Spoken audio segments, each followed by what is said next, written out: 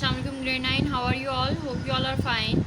Beta, today the date is 5 September 2020 and the day is Saturday. Chapter number 5 and our today's topic is vapor pressure. Beta, what is meant by vapor pressure? As its name shows that pressure of vapours. Vapours किसके होते हैं बेटा? जब liquids boil हो रहे होते हैं तो वो अवेपोरेट होते हैं. हमें पता था कि लिक्विड्स जब हीटअप होते हैं तो वो अवेपोरेट होते हैं, तो उसमें से जो मॉलिक्यूल्स निकल रहे होते हैं वो उसके वेपर्स होते हैं. ठीक है. अब वेपर प्रेशर क्या होगा? जब वेपर लिक्विड वेपर्स जब किसी सरफेस के ऊपर कोई प्रेशर एक्सर्ट करेंगे तो वो कौन सा प्रेशर होगा? Vapour pressure. The pressure exerted by the vapors of liquid at equilibrium with liquid at particular temperature. किसी भी एक स्पेसिफिक टेम्परेचर के ऊपर जहाँ पे लिक्विड भी मौजूद हो और वहाँ पे वेपर्स भी मौजूद हों, लिक्विड वेपर्स भी मौजूद हों. ठीक है. और एक प्रेशर एक्सर्ट किया जा रहा हो वॉल्स ऑफ पॉट के ऊपर जिसके अंदर वो मौजूद होते हैं. ठीक है. तो वो उसका क्या कहलाएगा? Vapour pressure. Equilibrium state. हमने यहाँ पे एक चीज़ स्टडी की है, exerted by the vapour of liquid at equilibrium with liquid. Vapours of liquid and liquid. तो इक्विलिब्रियम क्या होगा? State at which the rate of vaporisation becomes equal to the rate of condensation. मैंने कल आप लोगों को बताया था कि कंडेंसेशन क्या होती है और वेपराइजेशन क्या होती है. जब लिक्विड के मॉलिक्यूल्स गैस बन के निकल रहे होते हैं तो वो वेपराइजेशन है, और जब गैस मॉलिक्यूल्स एक दूसरे के साथ कंबाइन होके दोबारा से लिक्विड बना देते हैं तो वो कंडेंसेशन है. और इक्विलिब्रियम क्या होगी? The state at which rate of vaporisation becomes equal to the rate of condensation.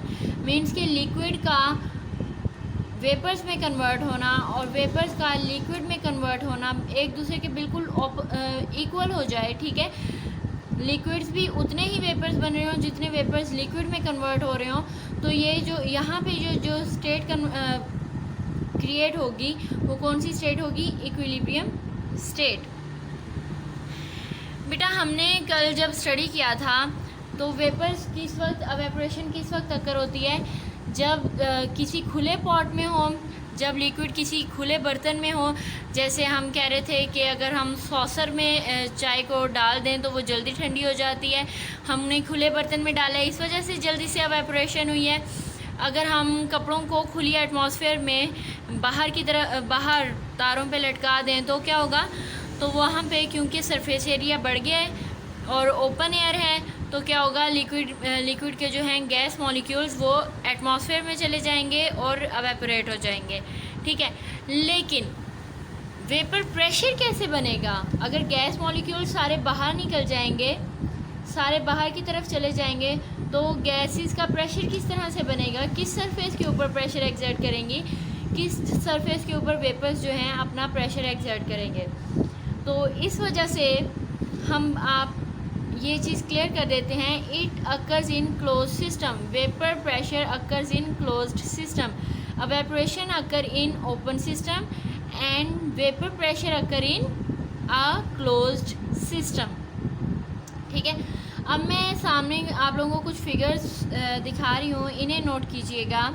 इसमें आप लोगों ने ख़ास तौर पे एरो हेड को नोट करना है. बेटा यहाँ पे एक क्लोज्ड सिस्टम है. ये जो ब्लैक है ये लिड है, मीन्स के ढक्कन के तौर पर इसे दिखाया गया है. ठीक है. ये एक सिलेंडर है. इसमें वाटर के मॉलिक्यूल्स हैं या कोई भी लिक्विड हो सकता है. ठीक है.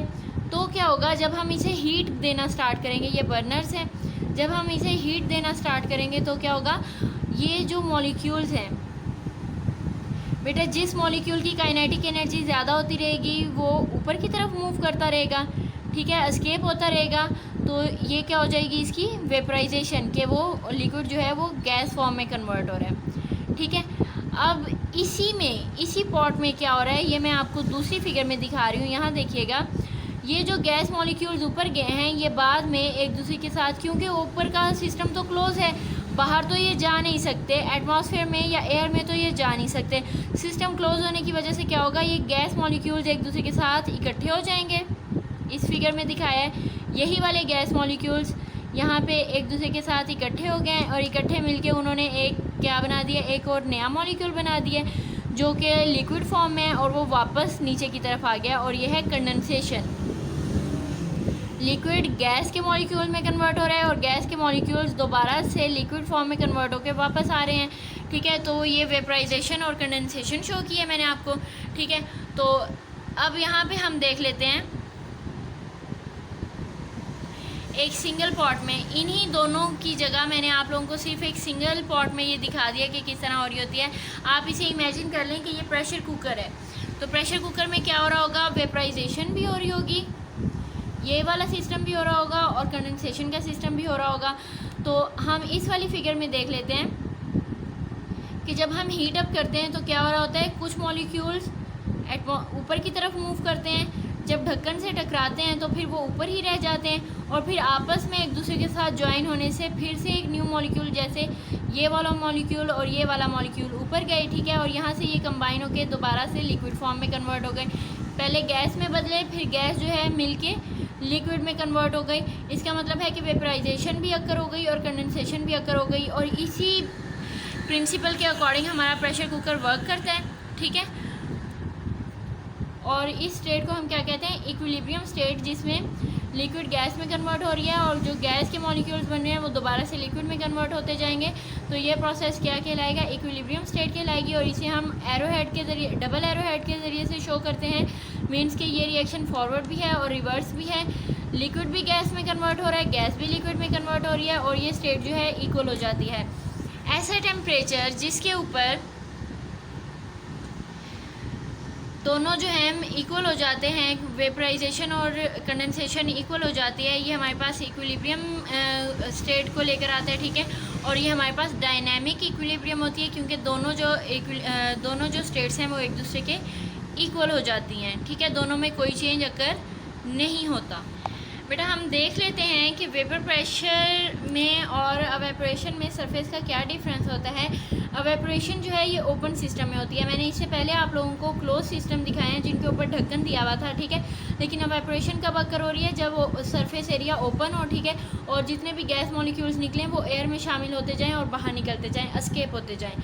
ठीक है, और जो वेपर प्रेशर अकर होता है वो किस में होता है, क्लोज सिस्टम में होता है। जितने भी गैस मॉलिक्यूल्स निकलते हैं वो एस्केप नहीं हो सकते, वो दोबारा से कंडेंस हो जाते हैं और दोबारा से लिक्विड में कन्वर्ट हो जाते हैं। ठीक है, ये तो इन दोनों का डिफरेंस हो गया। अब हम देखते हैं factors that affecting the vapour pressure. Vapour pressure के ऊपर कौन से अवामिल असरअंदाज होते हैं। सबसे पहले है नेचर ऑफ लिक्विड। बेटा polar liquids have low vaporisation than non polar liquid. आप लोगों ने पोलर और नॉन पोलर लिक्विड पहले पढ़े हुए हैं, 9th क्लास में पढ़े थे आप लोगों ने। पोलर लिक्विड जिनके ऊपर पार्शियल पॉजिटिव और पार्शियल नेगेटिव चार्ज आ जाता है, और नॉन पोलर लिक्विड जिनके ऊपर सेम चार्ज होता है, जिनके ऊपर कोई चार्ज नहीं आता, इक्वल डिस्ट्रीब्यूशन ऑफ इलेक्ट्रॉन्स होती है। ठीक है, तो पोलर लिक्विड्स में लो वेपर प्रेशर होता है। क्यों? क्योंकि उनके दरमियान में स्ट्रॉन्ग इंटरमॉलिक्यूलर फोर्स डिवेलप हो जाती है। प्लस और नेगेटिव जो चार्जेस हैं वो एक दूसरे को स्ट्रांगली अट्रैक्ट करते हैं और उनके दरमियान में जो इंटरमॉलिक्यूलर फोर्सेस हैं वो स्ट्रांग हो जाती हैं। अब क्योंकि मॉलिक्यूल्स के दरमियान में फोर्सेस जो थी वो स्ट्रांग हो गई हैं, मॉलिक्यूल्स के दरमियान में फोर्सेस के स्ट्रांग हो जाने की वजह से क्या होगा, उसके वेपर्स कम बनेंगे। जब वेपर्स ही कम बनेंगे तो वेपर प्रेशर भी कम होगा। ठीक है, जबकि नॉन पोलर्स में क्या होता है, इनके दरमियान में स्ट्रॉन्ग इंटरमॉलिक्यूलर फोर्सेस नहीं होती क्योंकि वो सिमिलर चार्ज होते हैं। मीन्स कोई भी चार्ज उनके ऊपर नहीं होता, तो ये जल्दी से वेपराइज हो सकते हैं। उसके बाद है size of molecule.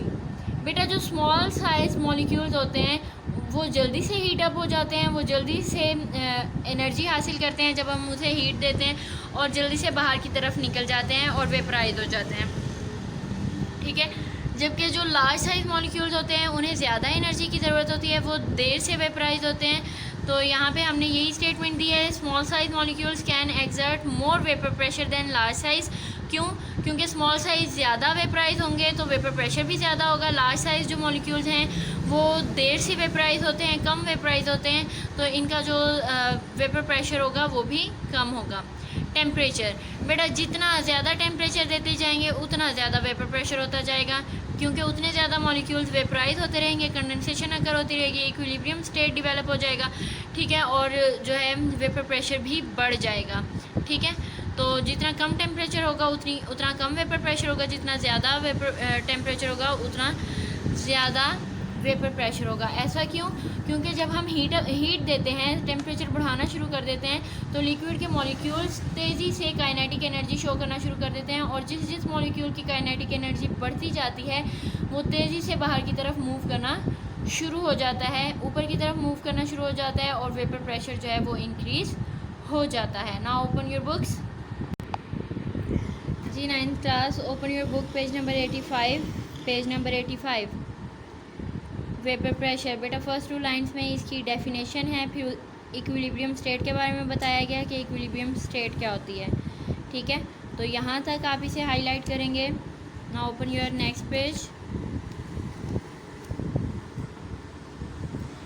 Vapour pressure of a liquid depends upon the following factors, बेटा ये फैक्टर्स हैं which can effect the vapour pressure, nature of liquid. इसकी फर्स्ट 3 लाइंस हैं यहाँ तक, this is because of strong intermolecular forces, यहाँ तक। उसके बाद है साइज़ ऑफ मॉलिक्यूल्स, इसे हाईलाइट करेंगे तो ये फर्स्ट 2 लाइंस तक आएगा, जहाँ पे लिखा है वेपर प्रेशर, यहाँ तक। और फिर नेक्स्ट है टेम्परेचर, टेम्परेचर को आप फर्स्ट 2 लाइंस में यहाँ तक, जहाँ टेम्परेचर लिखा है यहाँ तक हाईलाइट करेंगे, ठीक है। और ये आप लोगों का कंप्लीट हो जाता है। बेटा आप लोगों ने इस टॉपिक में से 5 शॉर्ट क्वेश्चंस बनाने हैं, ठीक है, और उनके आंसर्स फाइंड करके, उनके आंसर्स राइट करके आप लोगों ने उनकी पिक्चर्स मुझे शेयर करनी है। ओके, फ़ी अमान अल्लाह।